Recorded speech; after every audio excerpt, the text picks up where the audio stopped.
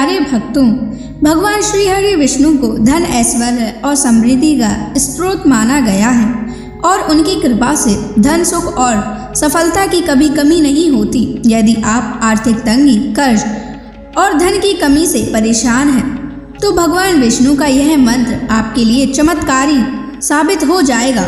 इस मंत्र के नियमित 108 बार जाप करने से व्यापार और करियर में अपार उन्नति प्राप्त होने लगेगी।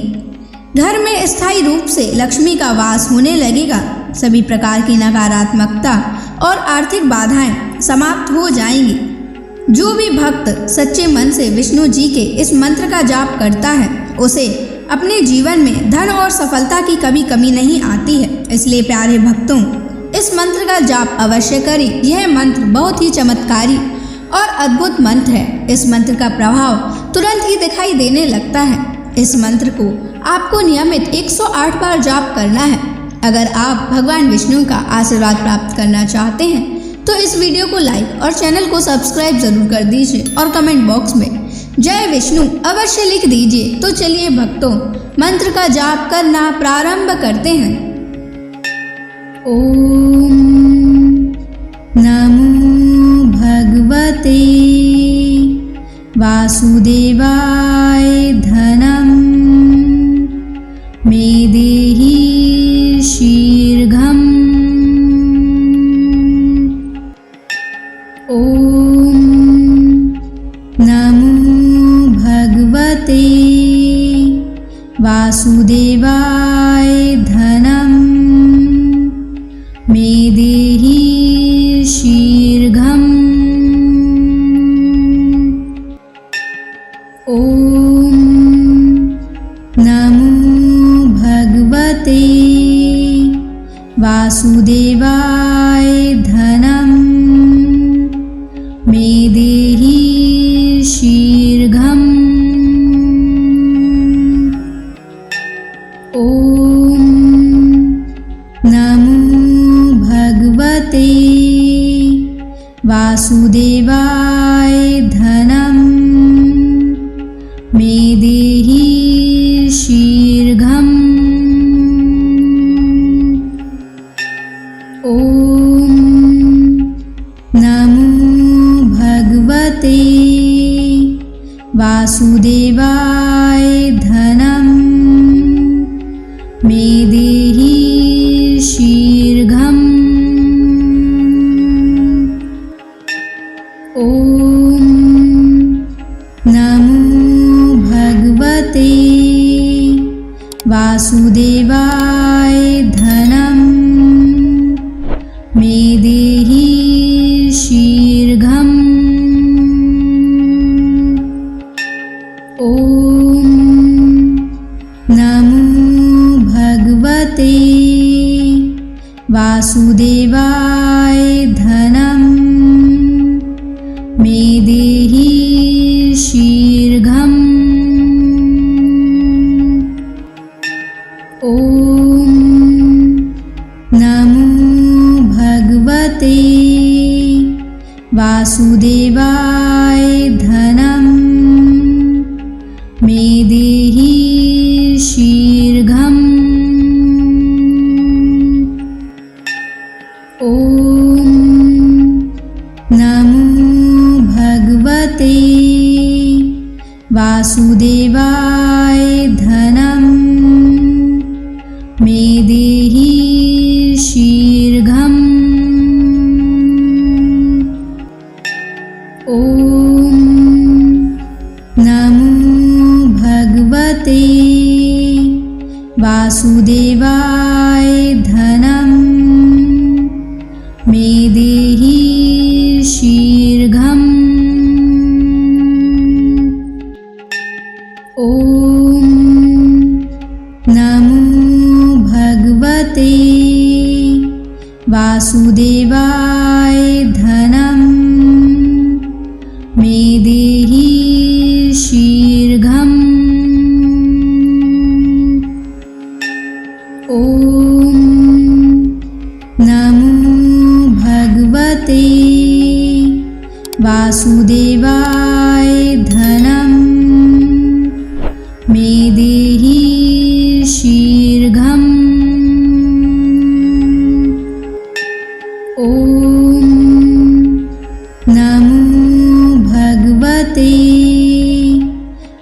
वासुदेवाय धनं मे देहि शीघ्रम्। ॐ नमो भगवते वासुदेवाय धनं मे देहि शीघ्रम्। ॐ नमो भगवते वासुदेवाय धनं मे देहि शीघ्रम्। ॐ नमो भगवते वासुदेवाय धनं मे देहि शीघ्रम्। ॐ नमो भगवते वासुदेवाय धनं मे देहि शीघ्रम्। ॐ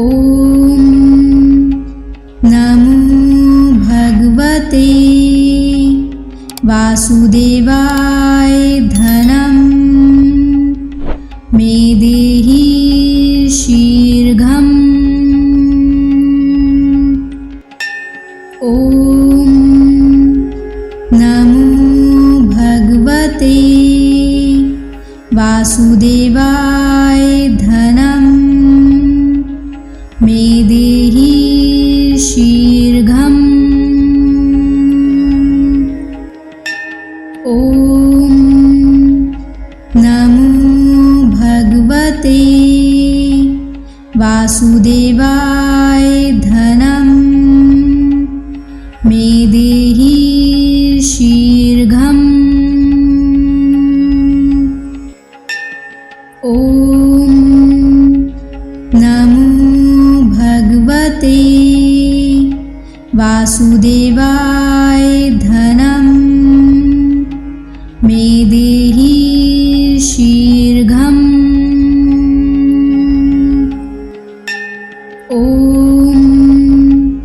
नमो भगवते वासुदेवाय धनं मे देहि शीघ्रम्। ॐ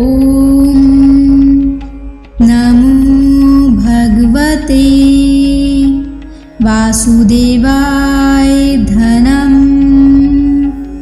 मे देहि शीघ्रम्। ॐ नमो भगवते वासुदेवाय धनं मे देहि शीघ्रम्। ॐ नमो भगवते वासुदेवाय धनं मे देहि शीघ्रम्। ॐ नमो भगवते वासुदेवाय धनं मे देहि शीघ्रम्। ॐ नमो भगवते वासुदेवाय धनं मे देहि शीघ्रम्। ॐ नमो भगवते वासुदेवाय धनं मे देहि शीघ्रम्। ॐ नमो भगवते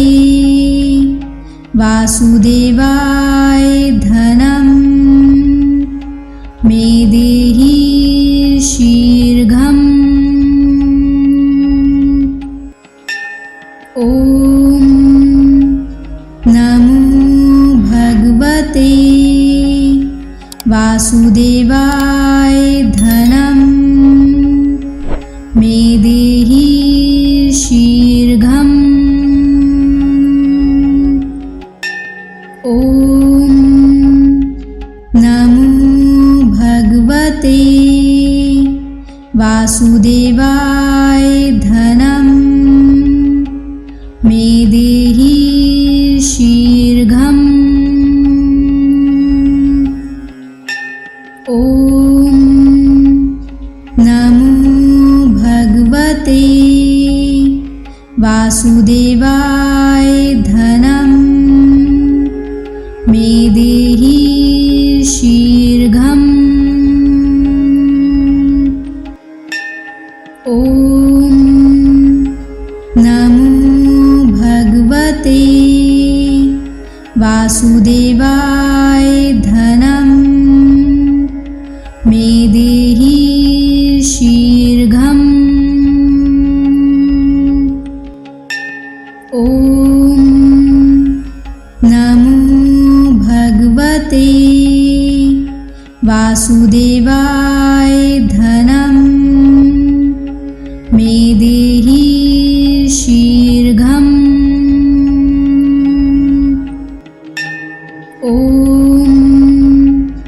नमो भगवते वासुदेवाय धनं मे देहि शीघ्रम्।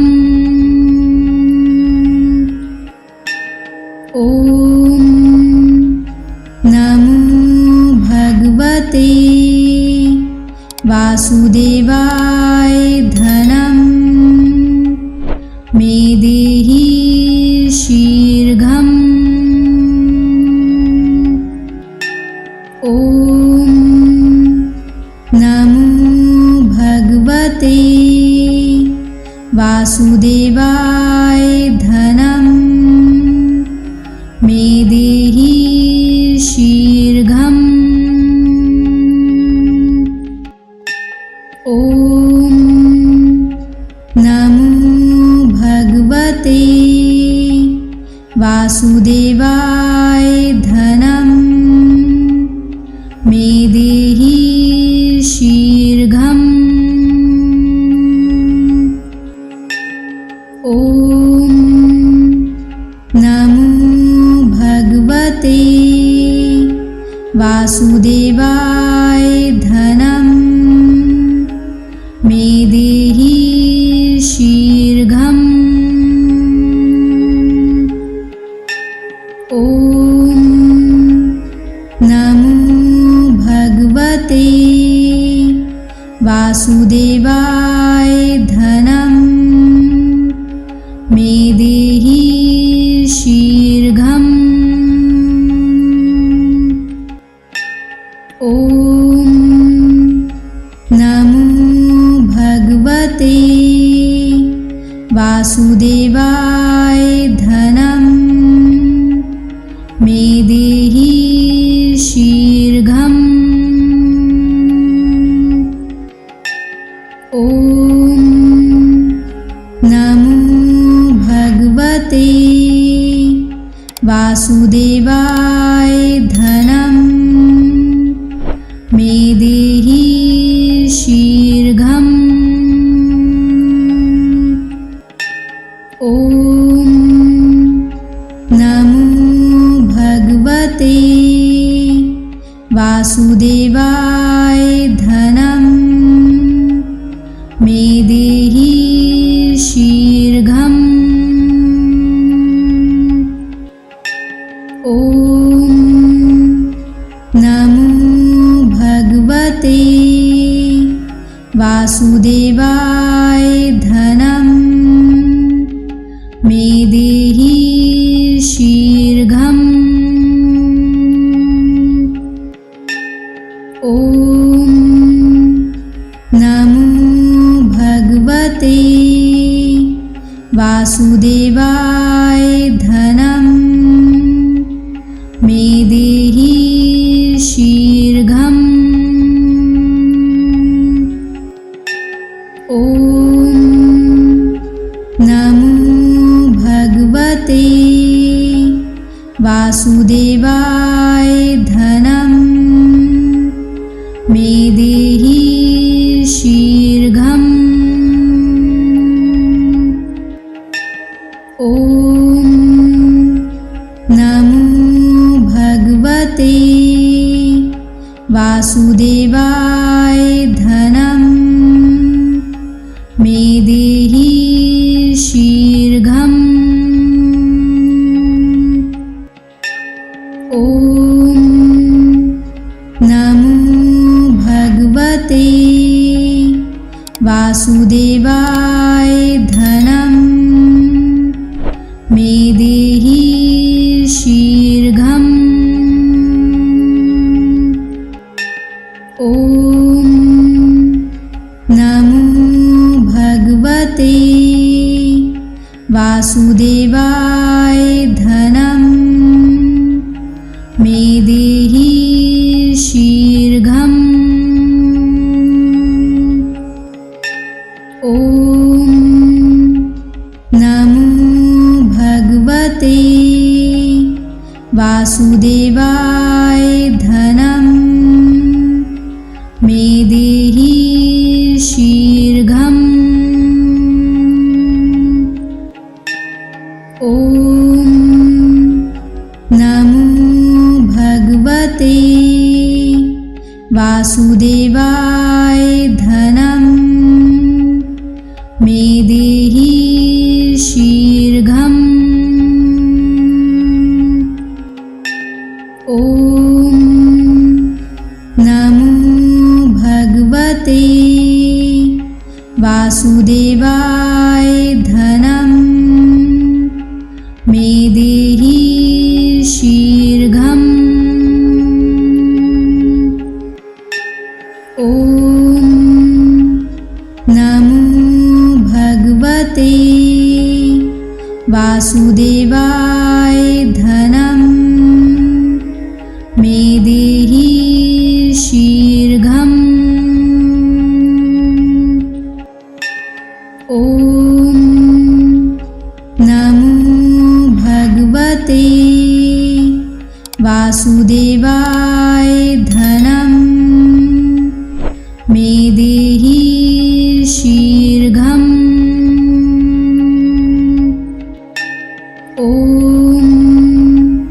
नमो भगवते वासुदेवाय धनं मे देहि शीघ्रम्। ॐ नमो भगवते वासुदेवाय धनं मे देहि शीघ्रम्। ॐ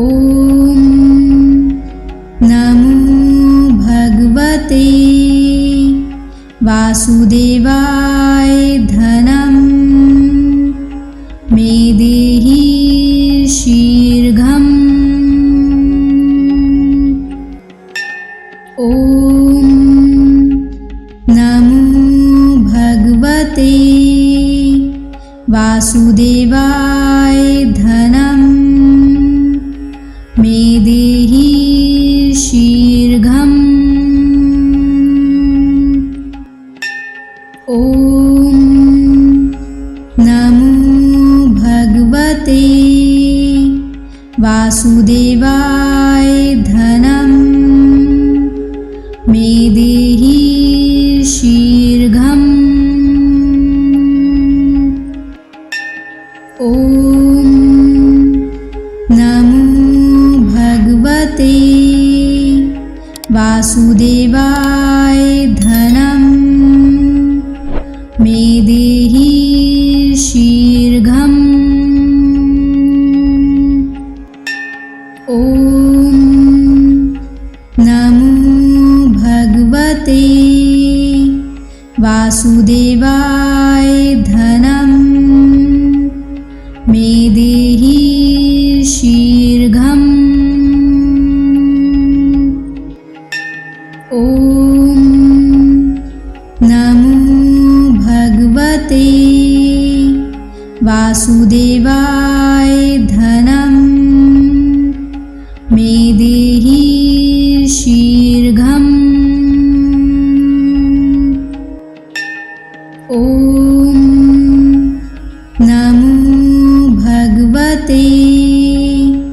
वासुदेवाय धनं मे देहि शीघ्रम्। ॐ नमो भगवते वासुदेवाय धनं मे देहि शीघ्रम्। ॐ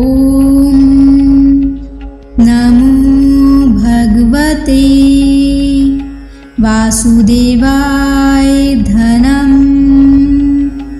मे देहि शीघ्रम्। ॐ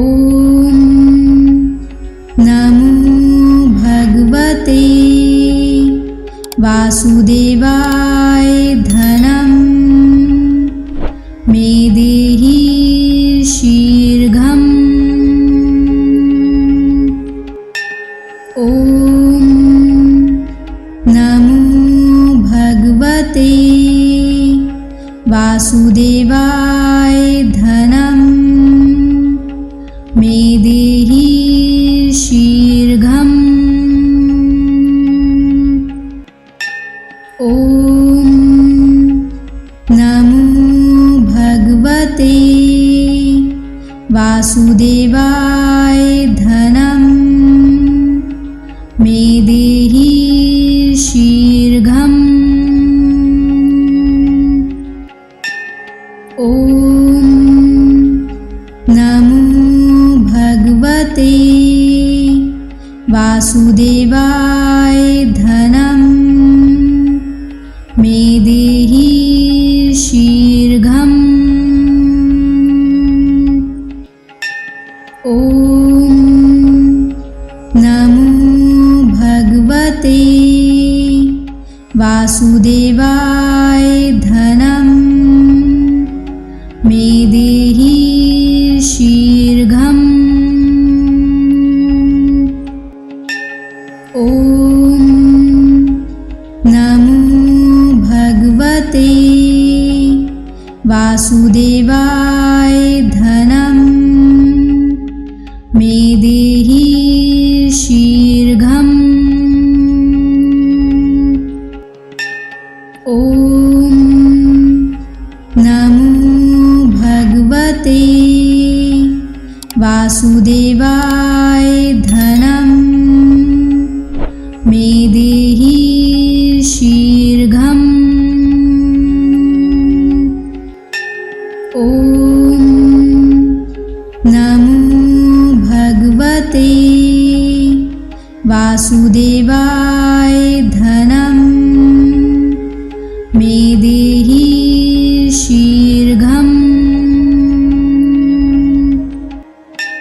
ॐ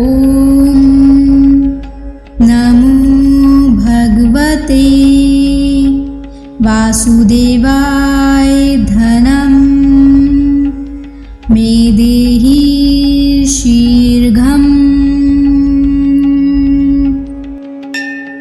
ॐ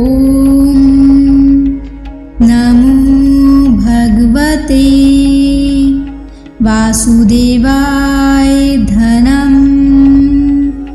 मे देहि शीघ्रम्। ॐ नमो भगवते वासुदेवाय धनं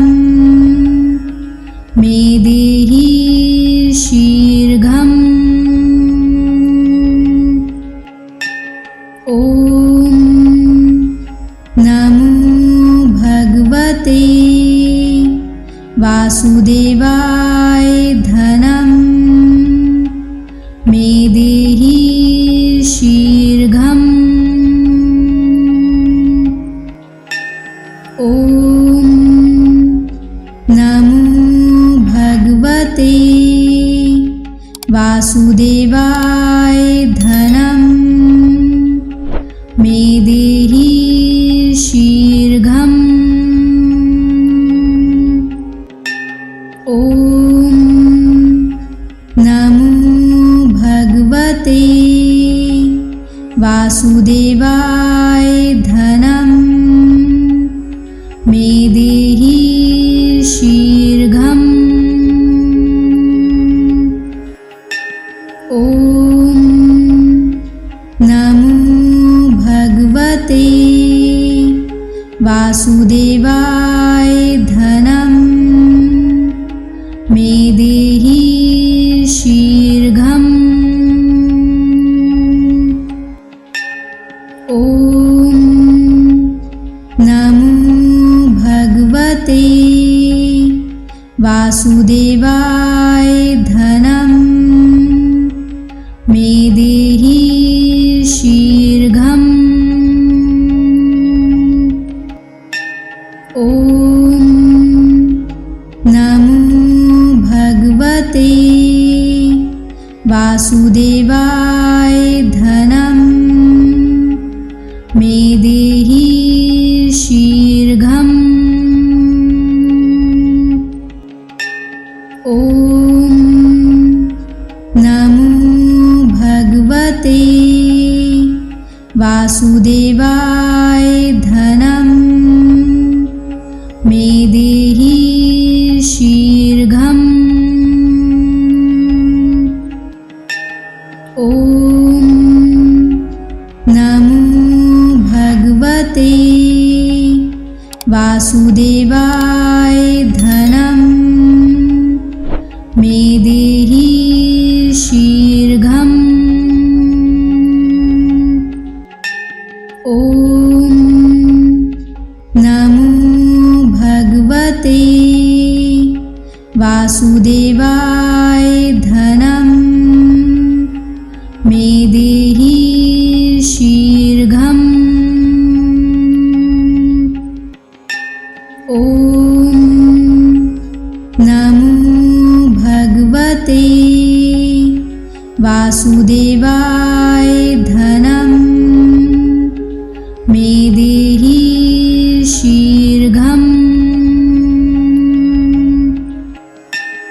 ॐ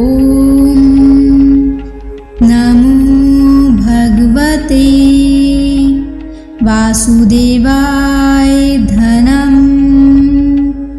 मे देहि शीघ्रम्। ॐ नमो भगवते वासुदेवाय धनं मे देहि शीघ्रम्। ॐ नमो भगवते वासुदेवाय धनं मे देहि शीघ्रम्। ॐ नमो भगवते वासुदेवाय धनं मे देहि शीघ्रम्। ॐ नमो भगवते वासुदेवाय धनं मे देहि शीघ्रम्। ॐ नमो भगवते वासुदेवाय धनं मे देहि शीघ्रम्। ॐ नमो भगवते वासुदेवाय धनं मे देहि शीघ्रम्। ॐ नमो भगवते वासुदेवाय धनं मे देहि शीघ्रम्। ॐ नमो भगवते वासुदेवाय धनं मे देहि शीघ्रम्। ॐ नमो भगवते वासुदेवाय धनं मे देहि शीघ्रम्। ॐ नमो भगवते वासुदेवाय धनं मे देहि शीघ्रम्। ॐ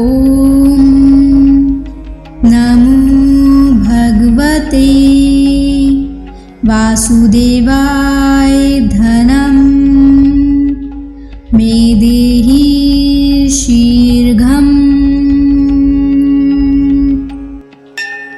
ॐ नमो भगवते वासुदेवाय धनं मे देहि शीघ्रम्। ॐ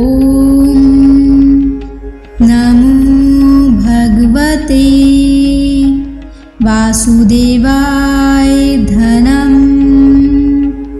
मे देहि शीघ्रम्। ॐ नमो भगवते वासुदेवाय धनं मे देहि शीघ्रम्। ॐ नमो भगवते वासुदेवाय धनं मे देहि शीघ्रम्। ॐ नमो भगवते वासुदेवाय धनं मे देहि शीघ्रम्। ॐ नमो भगवते वासुदेवाय धनं मे देहि शीघ्रम्। ॐ नमो भगवते वासुदेवाय धनं मे देहि शीघ्रम्। ॐ नमो भगवते वासुदेवाय धनं मे देहि शीघ्रम्। ॐ नमो भगवते वासुदेवाय धनं मे देहि शीघ्रम्। ॐ नमो भगवते वासुदेवाय धनं मे देहि शीघ्रम्।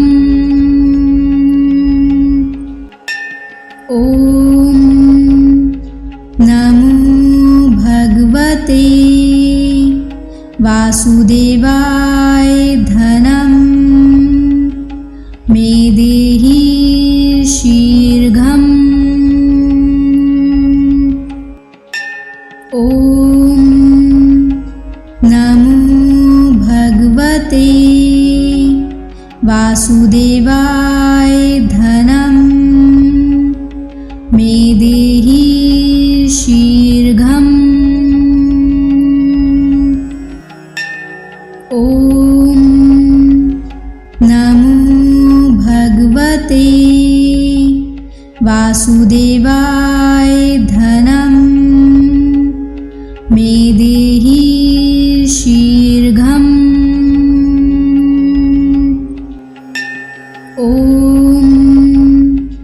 नमो भगवते वासुदेवाय धनं मे देहि शीघ्रम्। ॐ नमो भगवते वासुदेवाय धनं मे देहि शीघ्रम्। ॐ नमो भगवते वासुदेवाय धनं मे देहि शीघ्रम्। ॐ नमो भगवते वासुदेवाय धनं मे देहि शीघ्रम्। ॐ नमो भगवते वासुदेवाय धनं मे देहि शीघ्रम्। ॐ नमो भगवते वासुदेवाय धनं मे देहि शीघ्रम्। ॐ नमो भगवते वासुदेवाय धनं मे देहि शीघ्रम्। ॐ नमो भगवते वासुदेवाय धनं मे देहि शीघ्रम्। ॐ नमो भगवते वासुदेवाय धनं मे देहि शीघ्रम्। ॐ नमो भगवते वासुदेवाय धनं मे देहि शीघ्रम्। ॐ नमो भगवते वासुदेवाय धनं मे देहि शीघ्रम्। ॐ नमो भगवते वासुदेवाय धनं मे देहि शीघ्रम्। ॐ नमो भगवते वासुदेवाय धनं मे देहि शीघ्रम्। ॐ नमो भगवते वासुदेवाय धनं मे देहि शीघ्रम्। ॐ नमो भगवते वासुदेवाय धनं मे देहि शीघ्रम्। ॐ नमो भगवते वासुदेवाय धनं मे देहि शीघ्रम्।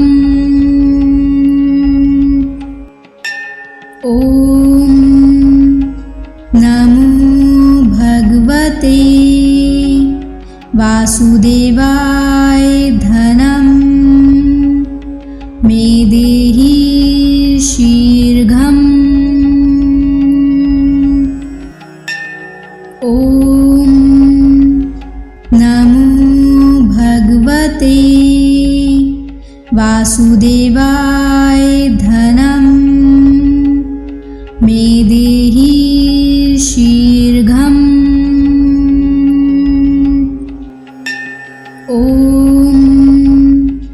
नमो भगवते वासुदेवाय